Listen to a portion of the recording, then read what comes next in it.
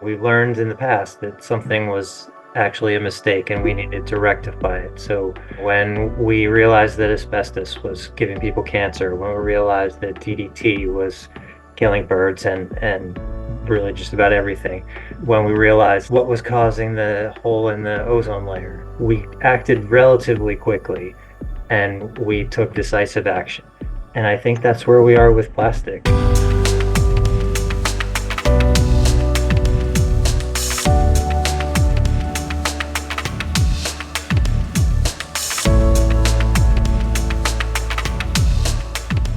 Plastics take the stage at an international exhibit in Amsterdam. The ingenious alchemy of coal and oil provides the material. Ingenious machinery presses and stamps and molds the material into a wide variety of products, articles for household use, as well as tools for industry. Welcome to Facing Future. Since its invention in 1907, plastic has infiltrated our planet.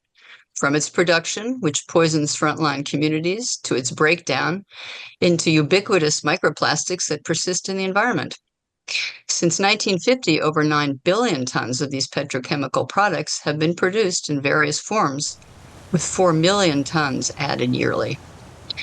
Like the Trojan horse, this gift of science, which promised to make life easier, has invaded the soil, water, air, our food, and our bodies, and now poses serious risks to all life on the planet. With over 150 million tons of plastic debris in the oceans, its weight will soon be greater than all the fish in the sea if we don't act to stop it. Will negotiations that are underway for a binding global plastic treaty bear fruit, and will they be sufficient? With me today to discuss this treaty are Greenpeace U.S. Oceans Campaign Director John Hocevar and climate scientist Paul Beckwith. Welcome to you both. Thank you. Hi. Great to be here. John, can you tell us what's being proposed in this treaty? I would love to. It's a little complicated at this point in that people have such different ideas of what the scope of the treaty should look like. But they do have an agreement on what the overall mandate to negotiate is. Basically, they've agreed to negotiate a binding treaty to address the full life cycle of plastic pollution in a way that will have impacts on climate change, on human health, on environmental justice, and biodiversity. And at the moment, we're still in the stage of negotiations, even though we're more than halfway through what they've agreed to as far as the time frame, where they're having fierce debates about what's in and what's out. So from our perspective, a successful treaty will be one that reduces plastic production first and foremost. We have to stop making so much of this stuff. Some of the other specific big hot points at this moment are whether we regulate or ban specific polymers like PVC or polystyrene, what the list looks like for banning types of plastic, how much we look at chemicals. At this point, there are somewhere between 15 and 20,000 chemicals that are regularly added to plastic packaging, for example. And then also, big undecideds about how this is going to be financed, where the money goes, how it gets spent, and how we can best incentivize a shift to reuse, for example. Well, is reuse really, it all breaks down eventually into these tiny particles. So even if you reuse it, you wind up with what seems to me the worst problem, the little particles that are going into the fish and into our air. And that is also a debate, whether when we're talking about reuse and refill, whether the container material can or should be plastic or not. So the big discussion is how we move away from throwaway single-use plastic to reuse, refill, and package-free approaches. And then once you get into that, like, okay, what are acceptable materials? What are ideal materials? Well, plastics are now mostly made of fossil fuel, but there are some other corn, hemp, paper alternatives to packaging, certainly. That's true. We often have had some pretty serious conversations with people who are proposing various alternative types of plastic, bioplastic. Um, so far, it hasn't felt like that's the answer. Mm. We certainly wouldn't want to close off innovation or development, but I think ultimately the big wins are going to be when we can stop making things that we plan to just throw away after using them for a few minutes. Sure, the single-use plastic is the first target, of course, but the persistent chemicals in plastic is a serious. I mean, there's some. Paul, I don't know if you know about this. There are various bacteria and other things that have been found, that enzymes that may be able to break down stuff like this. Yes, I've been reading up on the treaty, the proposals, and I think the proposal is for a 75% reduction of plastic by 2040. And the projections for what industry plans is doubling of plastics production and use by 2040 and a tripling by 2050, heading the opposite direction at accelerating rates. So one of the approaches I think that might be most effective to get public buy-in on eliminating or at least greatly reducing plastics is the human health issues. People eat the equivalent of 44 pounds of plastic in their lifetime. And there's a study in a Guardian article from about a year ago that purports to that, and it gives the references, et cetera. So, every time you eat something wrapped in plastic, you're ingesting some plastics, et cetera. So yeah, think of your diet consisting of 44 pounds, about 20 kilograms of plastic in your lifetime. That might make people sort of jolt and think, what's going on. The other thing that people need to realize, and there's more and more science showing this, that some of the chemicals in plastics, like the biphenyls and phthalates and things like that, are known as adipose or fat generators. They call it, in fact, adogenic is one of the terms biologists use, or obesogenic. We have a huge obesity problem in the world. In 1980, only 14% of people were obese. Today, it's about 42%. Is that worldwide, or is that in the first world? Those first numbers I quoted are U.S. numbers, but it's expected to be 50% or more people globally obese by 2030, 2040 sort of thing. So if people realize that plastic that they're eating changes their body chemistry and prevents the body from burning up fat, and it's certainly a big factor in the obesity crisis, which then of course leads to a myriad of other health problems. So I think for marketing purposes, for getting the information out there, telling people they're eating essentially 44 pounds of plastic in their lifetime, I think that could be a slogan or an important marketing tool to get people the public to understand how serious it was. It's hard for the public to visualize, plastic microparticles in the ocean. We have these 5 major ocean gyres around the planet, and the plastic is just accumulating there. And there's a young Norwegian group led by a young teenager when he started to clean up some of the plastic in those gyres. So we definitely need a treaty. I don't know how hard people are pushing for it, other than, what you're doing in Greenpeace is awesome, but we need lots of policymakers, and it needs to become an issue at, say, climate conferences and things like that. Yeah, shockingly, it isn't very much talked about in the cop outs that we have. That's one of the issues, along with animal agriculture, which is now just beginning to these huge factors in our crisis that are sort of skipped over. But the plastic is not, and in its production, it's horrible. You have Cancer Alley in Louisiana, where there's all kinds of plastic production going on, and more proposed, where the people around it, have cancers. Yeah, absolutely. It's a huge issue, and I think we have a moral imperative to address that. We can't treat these communities as a sacrifice so that we can all continue to have throwaway plastic. It's obviously unacceptable. And as you said, it's from the very beginning. It's starts with extraction, the amount of fossil fuel that we're extracting that we turn into plastic. And then from there, the impacts on communities, especially communities of color, where we're refining the plastic. Then at some point it becomes something that we're buying and using and often eating and drinking. And this is where we start eating that 44 pounds of plastic. And then when we're done with it, we toss it away, whether we put it in a recycling bin or it, ends up straight in the environment. Either way, I think most people don't realize that with plastic, you're usually not able to recycle at all. And if it is something you can recycle, then it's generally only recycled once or maybe twice. And it's still going to end up in a landfill or an incinerator at the end of that. And that's where we have more contamination from leachate or microplastics blowing or washing out of landfills, or incinerators are even worse. So there's no part in the plastic cycle that isn't dangerous. And yet all the toys we give our children are plastic. Here, chew on this. Yeah.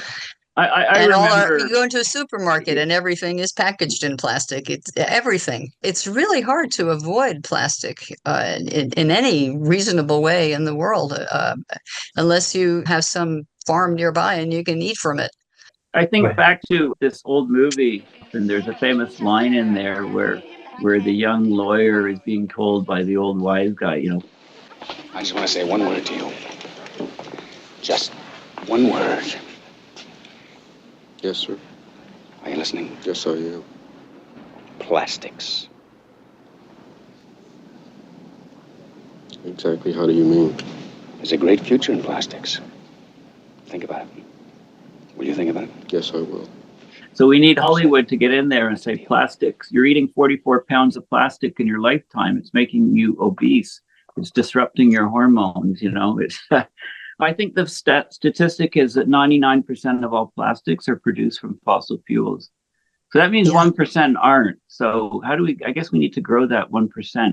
I mean, my local coffee shop has plastic cups, and the plastic is made from plant-based materials. And we pay more for the coffee, and they pay more to get these plant-based plastic cups. I mean, can you tell us more about some of the alternate technologies for plastics? Because you didn't sound very optimistic. Can you tell us a bit more about why and what the alternatives are?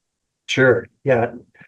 If you're a turtle or a seabird or a whale or a fish, and you're eating bioplastic versus fossil fuel plastic, it's really not going to make any difference. I guess the benefits could be in terms of carbon, but then, I mean, we're probably talking about turning over land, agricultural land, and instead of growing food, we're growing plants that we want to turn into throwaway packaging. And I'm with you that, not everything is equally bad, and we need to look at the stepwise options to help us move away. But I really do think of this as similar to the moments where, we learned in the past that something was actually a mistake and we needed to rectify it. So, when we realized that asbestos was giving people cancer, when we realized that DDT was killing birds and really just about everything, when we realized what was causing the hole in the ozone layer, we acted relatively quickly and we took fairly decisive action. And I think that's where we are with plastic. Even 5 or 10 years ago, I would really be pretty sympathetic for people who were skeptical that, that we needed to move away from plastic. But at this point, between the science talking about the impacts on human health, in really almost every field of biology, people, whatever they're studying, now they're also having to study plastic. Coral scientists who had no intention to ever look at plastic, learning that corals were preferentially feeding on microplastics. Scientists that look at myctophids, the lanternfish, the most abundant fish on the planet, wondering why their populations are plummeted, even though people don't fish for them. Again, pointing to plastic as a very possible culprit. And so all of these things on top of, again, the moral imperative to stop poisoning communities of color. I think this is the moment where we realize that we've been making a mistake, and the answer is to stop making so much plastic. So, John, how do you see what will happen? What would your best case scenario be, say, for this treaty? What would be in the treaty that would be the most important thing if it were possible to put something really powerful in the treaty? As Paul mentioned, we're pushing for reducing plastic production by 75% by 2040. And to do that, I think we're going to have to get the international community to agree to a global cap, with some pretty strong measures to make sure that that happens. I think we also need to ban PVC and polystyrene. We need to set up sort of a start and strengthen approach with this treaty so that we're not going to accomplish everything that we need to at the end of these meetings. This is going to set up a process where people come back, like the climate COPs, where people come back and continue the conversation. There'll be a scientific committee, so it'll be a living treaty that will continue to be informed by the best available science. And I think that a lot of what is difficult today will get easier in the coming years as the science gets clear, as unfortunately more people get sick, more people are dying. The impacts on biodiversity are even more visible than they already are. And there's more of and there already is. I mean, there's enormous public concern, but as it goes more from a public concern to a public movement for action, I think it's just going to keep getting easier to make progress. But ultimately, to get back to your question, I want to see a cap on production. I want to see us ban a couple types of polymers at least. We need traceability on chemical additives. We need to eliminate the ones that we already know are dangerous, like the ones that Paul mentioned, PFAS and bisphenols. And I think it really is important to not just get rid of the bad stuff, but think about how we can incentivize the good things. And reuse and refill seems like a really strong option there. And it's much more effective and impactful if it's not just something that corporations are doing, but there's public policy around it to make it work better. That this treaty will be binding, but I believe that the United States and Saudi Arabia do not want to have a global treaty. Are they still outliers? The US and Saudi Arabia agreed to the negotiating mandate. So they're on the record as saying they want a binding treaty that addresses the full life cycle of plastic. That doesn't mean that they're being constructive actors in the process, though. And the US has been pretty bad, much closer to Saudi Arabia than traditional allies that you would expect. The US right now is still debating what full life cycle means. There are people in senior positions in the United States government that think that full life cycle means starting with the plastic that's already produced rather than starting with extraction or starting with plastic refineries, which is obviously problematic. So they want to continue to produce it and then deal with its life cycle? Is that what you're saying? Yeah, I think the US positions are still shifting, and we're doing all that we can to make sure that they keep shifting. But they have been much more supportive of an agreement that tends to be more voluntary and tends to focus more on waste management and recycling than dealing with this at the source, at the root of the problem. Well, right now, I believe a third of all the waste in the world is plastic. That's huge. I mean, and just moving that stuff around in and of itself is fossil fuel intensive. And then it goes into landfills or into the air, which is even worse because then we're breathing it. Pretty terrifying idea. I also wonder about babies. Is this going through umbilical cords? Are babies being born with plastic in their bodies instead of, does it affect organ development? Yes. Well, that's what I was just going to bring up. I mean, the change of the endocrine like the chemical changes in your body that can arise from some of the chemicals in the plastics, not only disrupts the fat storage and production, but it it can greatly affect fertility and cause birth defects and etc. There's lots of research being done on that. So that's another area that you think would people would sit up and take notice and wake up and say, well, we've got to do something about this. But also, there are some plastics that are a lot better than others, whether by mistake or intent, like PET, for example, which is very common plastic for water bottles. Apparently, it's much, much better in terms of not leaching out endocrine disruptors. So the 25% of plastics that we could still be using in 2040 if the treaty is enacted could actually be the healthy plastics, the plastics that don't affect our health as much. And Is also there a the healthy plant-based plastic, John? I would say no, but I would definitely agree with Paul that they're not all equally bad. And that as we think about how to get from where we are to where we need to go, we can certainly prioritize the worst types and uses. And on your earlier point about plastic essentially being fed to babies, it's in placentas, it's in breast milk. So we're now getting plastic from even before we're born, straight up until we die. To your point about this being something that people would pay attention to, I think that's absolutely true. And so far, what has really kind of permeated the public consciousness is more the images of turtles with straws up their noses, or albatrosses feeding lighters and bottle caps to their chicks, or whales choking on plastic bags. And that was important. It helped people understand the impacts on marine life, but we haven't quite broken through yet when it comes to the impacts on ourselves, on human health, on human communities. And that, as that starts to happen, that's when I think we'll really start seeing things change much more quickly.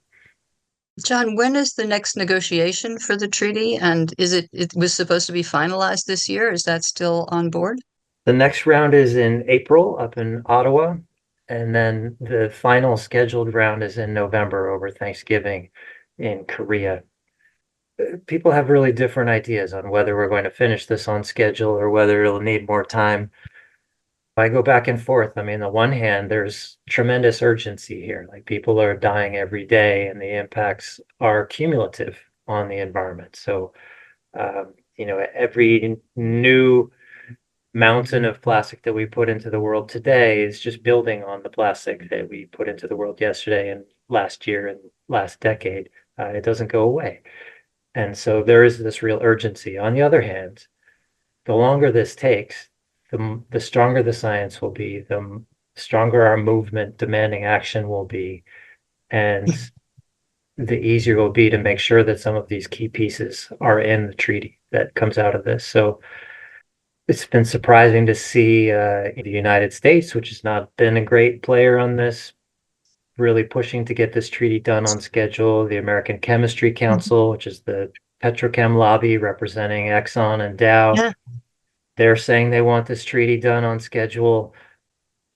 I think most of us would love to see this get done on schedule, but it won't surprise me if it takes longer. There's still such division in terms of the scope, never mind every specific aspect of it. What can people do to support the better treaty coming up? Or is there anybody they can write to? Or what kind of action would you suggest people take in relation to this plastic treaty, or plastic in general? What we need to do is we need to shift the United States approach to the treaty, not just so things get better here, but the US will play a really key role in the global negotiations. So strengthening the US position will probably strengthen the whole treaty that comes out of this. The negotiators seem pretty entrenched. People at State Department especially have really not been very ambitious or open in their thinking. So I think we need to make sure that they get better instructions. I don't think the White House has been paying much attention to this yet.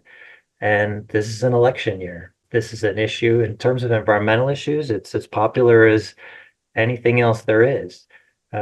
So there's really powerful opportunity here for President Biden or President whoever to step up and say, this is something I think is important, and I'm going to make sure that the U.S. is a leader on this. So partly it's finding ways to let the White House know, and then also members of Congress have a lot of influence in terms of what the White House will do or not do. So even though members of Congress aren't the ones that are negotiating the treaty, several of them are coming to Ottawa for the next round of negotiations. They are talking to the White House. There have been letters from members of Congress to President Biden that have been pretty critical of the approach taken so far. Well, thank you so much, John, for joining us. Paul, you want to say something else? Yeah, before we just close? one thing quickly. I mean, the public has responded with the plain old plastic bag, right? You can't get that anymore in a lot of places, at least in Canada. So now the plastics industry, I guess, has made these more durable multi-use bags, which are still made of plastic. And I know a lot of clothes, polyesters and stuff are made of plastic, and the particles come off them in washing machines and go into the water system. So what would you say if you had to ban just a couple different plastic items, which would have the most impact on getting to that 75% reduction? Is it the food industry, the plastics on food? And then if so, what do you replace it with so that, because we use it to keep food fresh, basically. Yeah, good question. I guess there's a lot of issues, right, about what we should be aiming to replace and get rid of first. No, on one level, it can feel pretty complicated and even overwhelming. And on another, most of our uses of plastic are relatively new. And so is the mindset where it seems normal to us to use something for a few minutes or a few seconds and throw it away. Like we are just starting to understand, I think, that there is no way. The plastic that we've put into the world is coming back to us. We're eating it, we're drinking it, we're breathing it. And so is everything else on the planet. So thinking about the things that I would want to get rid of, the least necessary, the most toxic, and the things that we use for the shortest period of time. So the idea that we can use something for a few seconds and throw it away, and it's made out of material that will last for generations, I think most people would acknowledge that seems like a bad idea. It's kind of hard to imagine at this point the world without that, but if you think about it even for a second, like, oh yeah, that does sound problematic. Well, we really wish that this treaty will have some effect and that it will be sufficient to stop the production of plastic in its most ridiculous uses, certainly, and in its most toxic uses. That seems to make a lot of sense. And thank you, John, for your work with Greenpeace on this issue. And we wish you all the best with that. And thank you for being on Facing Future today. Thank you both. It's been a pleasure. The horizons of plastic are lengthening and strengthening too, supported by thin strips of it, a tractor.